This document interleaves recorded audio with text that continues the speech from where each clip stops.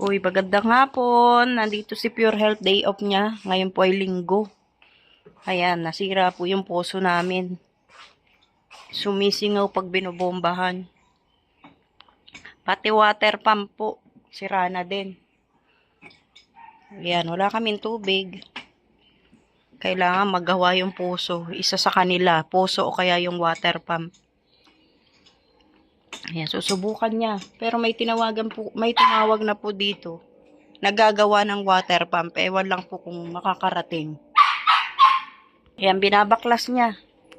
May nawala po dito. Ayan. Oh. Tapos, yung goma, pinalitan na. Yung goma sa loob, pinalitan na. Pero, hindi po gumana. Tapos ngayon, nakita namin ito. May nawawala dito. Pag binomba mo siya, sumisingaw. So, kailangan baklasin. Diyan ka lang na aso ka. Kulit eh. Ayan, binabaklas niya na naman. Nung una niyang binaklas yan, yung goma yung pinalitan. Wala, sira. Hindi talaga kayang gawin. Wala kasi akong pangigpit dun sa amin. Ito talaga yung nawawala eh, nasa ibabaw. Sumisingaw kasi pag binubomba. Sarado pa naman ang mga hardware ngayon. Dahil linggo.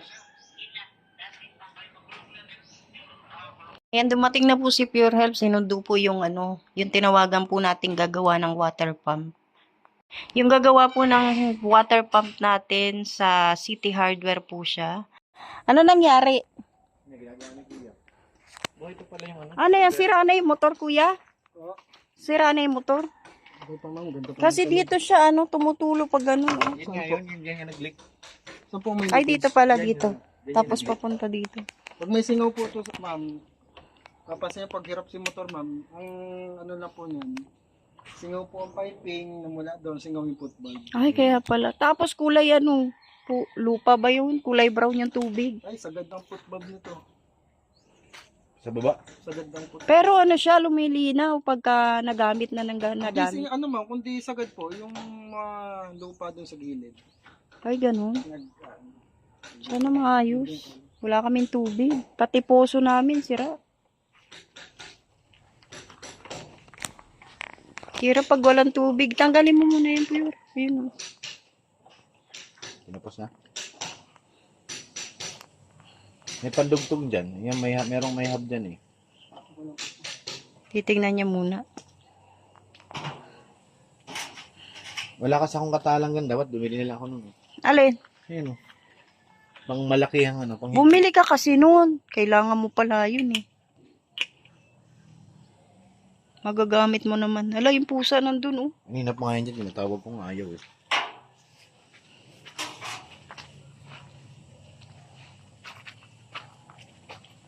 Kala ko yung motor na nasira. Hindi naman. Bago lang yan. Dapat tinaas natin yan, Pure. Yung. Yung, kasi binabaha rito eh. Bahan. Ano ba yan? Hukayin pa namin yung butas? Hindi na. Yung poso, lalagyan mo ng ng motor. Oo, pwede rin yun eh. Ba't sabi nila hindi pwede? Oo nga. Yung unang sa amin, hindi daw pwede. Oo, kaya dyan namin nilagay yung motor. Dapat yan kasi, dun din yan sa taas eh. Sabi, hindi raw pwede. Pwede na mo pala.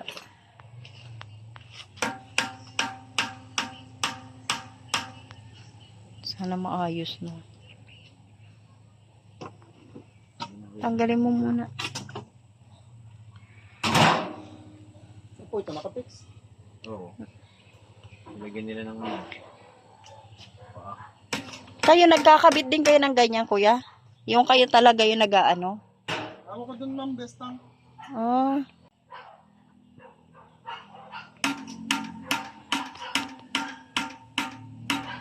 Brown na kasi yung lumalabas na tubig sa water pump. Mas malinaw pa nga yung poso eh. 'Di ba, Pure? Yung tubig sa poso mas malinaw pa. Ay, may tubig pala tayo, pero ito oh. ulan. Pwede na yan kaysa wala. Uy, maayos na. Patingin din ako ng poso kung anong naging problema. Uy, may tao. May gumagawa. Wala, may gumawa ka inchik kahit Sunday. Nabuhusan ng tubig yung ibabaw. Yan yung pang ano pang higop. Yan. Pangkati. Hindi, ang gagawin natin, papatayin na lang sa gabi kung walang gumagamit. 'Di ba? Umandar ka. Aandar naman yan. Ang tanong, ang paglabas lang ng tubig. Di, pag sa una lang naman yun. Lumilinaw din naman pag matagal na. Susubukan. Yan, tingnan mo. Tingnan ko doon. Ay, hindi pa. Sabi niya ni Kuya kung bubuksan yung gripo.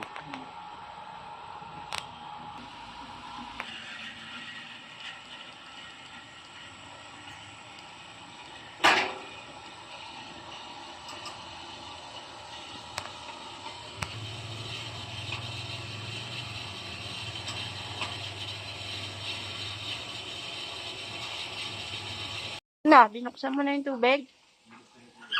Ayan na, binuksan na po yung tubig. Pero yung huling labas, butik eh. Labo nga. Ganyan ang kulay niya. Mamaya mawawala yan. Pag nagamit na ng nagamit. Kasi hindi nga sila mamatay eh.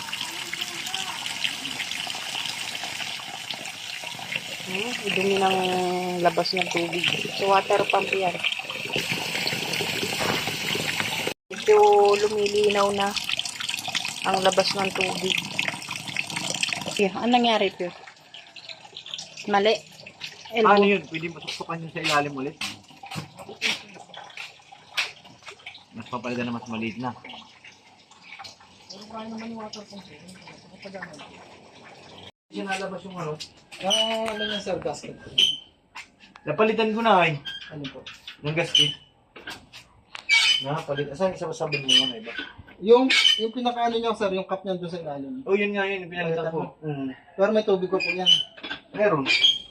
Ano lang to eh. Kasi nauga. Binara sa pagbumba. Ano yung sir, katiin mo? Ha? Nyakatin mo yan? Nilalagyan ng tubig Tubig dito. po. Dito may nawala dito eh.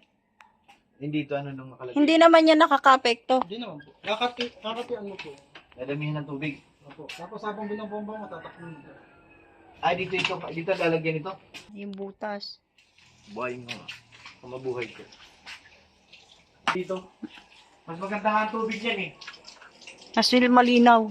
Ay, hindi po yan o balon. Butas. Diyan din. Yan ang sumayan na ito sa gilid ng gate. May ganyan kasi sir ng mga drink. Mga dito sir. May matichel po ang magandang tubig. Pero may nabibili para dito sa ibabaw. Ito. Nasingaw siya. Nat lang po. Pag nabumbaw, dito yung hangin eh. Baka mali paglagay mo, pure. Tama. Sinundan ko lang kung anong una nakakabit eh. Nauga kasi ito. Nauga masyado. Binomba ng malakas eh. Binaklas mo yun sir. Baklasin mo dito. Baka natanggal yung rubber niya. Baklasin mo. Alin niya na yun. Ito nakahiwalay ito eh. Hindi na mo kakasya. Try mo sir kung kakasya football dyan na one.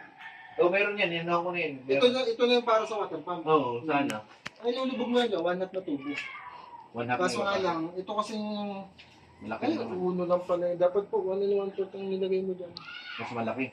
Oo, hindi po pag mag-aabang ka sir na mula sa deep well, 1 and 1/4 po. Oh, ano niya? Ang tubo. Size. Yan po kasi hindi uno, mga pang pipelining lang po yan. Hindi po makasya dyan ang football. Kahit 1 half. Lalagyan mo pa ba yan? Hindi, kung sakali lang, kung magpapangit ang tubig doon, ililipat ko yung tangke. Pag nagtuloy-tuloy na ganyan ang tubig madilaw, tanggalin ko na yung ano dyan eh, motor. Ganon. Kasi parang putik na yung lumalabas Sa dun sa dyan, kaso nga lang, hindi mo makasasalpa kayo ng football sir. itong abang niya. Hindi. Dapat daw 1 and 1/4. 1 and 1/4 po. Malaki na. Ni Pure Health ulit yung poso kasi mas maliwanag, ay mas malinaw yung tubig. Hindi ko lang kung saan nanggagaling yung singaw. Saan ba talaga? Ito yung pinalitan. Alin? Ito yung rubber na to. Ayan o. Yan na yung pinalitan niya, yung goma, yung kulay itim. Ito yun. O, tama naman pagkalagay mo ah. Ba't ayaw umandar? Buwan ko nga. Sinubukan mo yung sinabi ni kuya. Na ano? Natatakpan mo yung bunganga ng puso. Lalagyan ng tubig, tapos tatakpan yung bunganga. Mukha nga niya yung natakpan ko. Bawal ng hininga. Uy, nagbuto. Ito yung tatakpan. Pag nila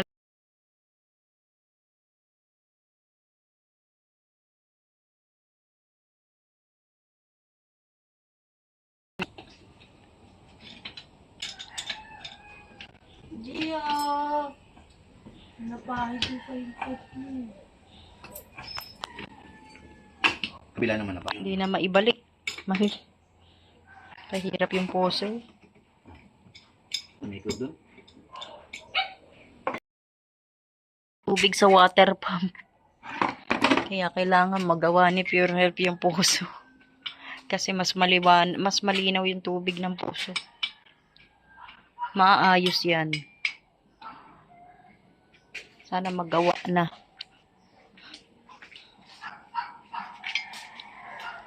Pag-asa namin ng puso.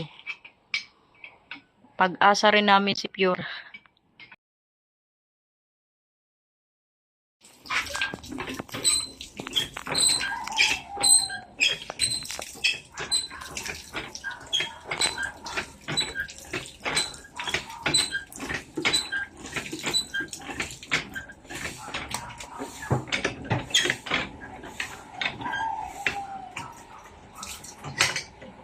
Ikaw magbuhos, ako magbubomba.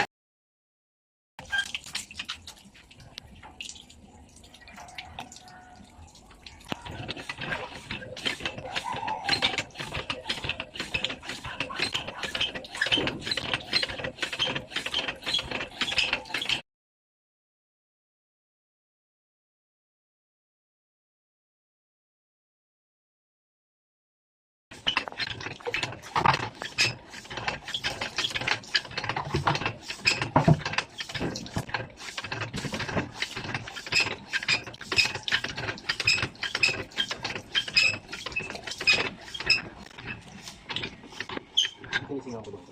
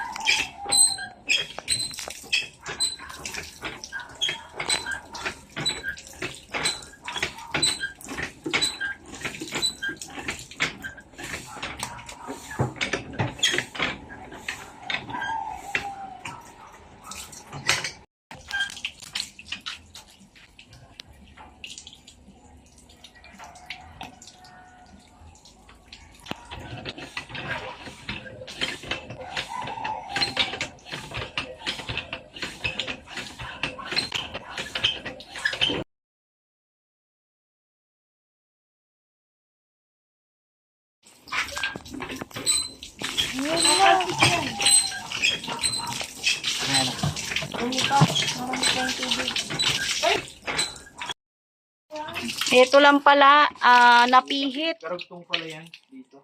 Oo. Okay na, may tubig na po yung puso. Lagay mo na. Ngayon, mag-iipon tayo ng tubig. Pinihit siguro At dyan. maliligo tayo. Maligo na. Kain muna tayo.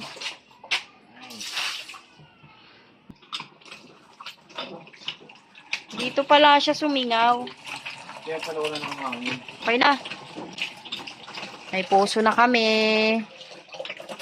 Dahan-dahanin na lang ang pagbubomba pag ipon na po tayo ng tubig kasi may puso na po tayo. Okay na yung puso natin. Kaya lang po, ang problema, pag binubomba to, nanginginig kasi ito nawawala. Pero pag ito, tinakpan mo siya, dire-diretso yung tubig tapos malakas. Ang naging dahilan pala ng pagsingaw ng puso dahil ito po yung abang ng water pump dati. Meron po kasi yan may close, tsaka may open. Kaya po nito, ito naman po yung para sa puso natin, nakakonekta po yan dito.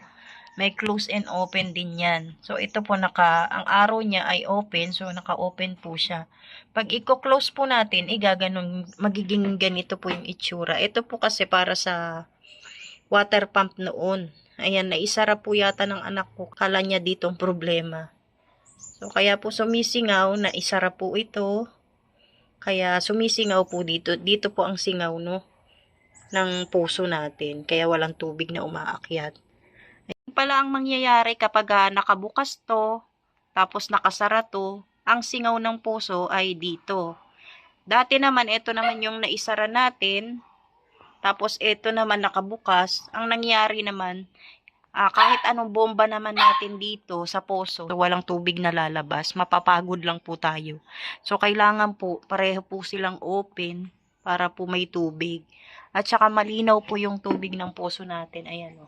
Tapos, ngayon, tignan naman natin yung water pump, yung tubig ng water pump. No? Ayan, madilaw pa rin po siya. At buti na lang po, naayos ni Pure Health yung puso. Ayan na. Medyo malabo pa rin po yung tubig ng water pump. Ang importante, nagawa na po yung puso natin. So, ayan po, salamat kay Pure Health. At shoutout kay Ate Annie, sa kanya po yan. Shoutout po kay Ate Annie na siya po yung nagbigay ng puso na yan at saka ng water pump. At shoutout po sa inyong lahat, sa lahat po ng manunood. Maraming salamat. Ayan na, may araw na po. God bless po. Maraming salamat po. Mabuhay.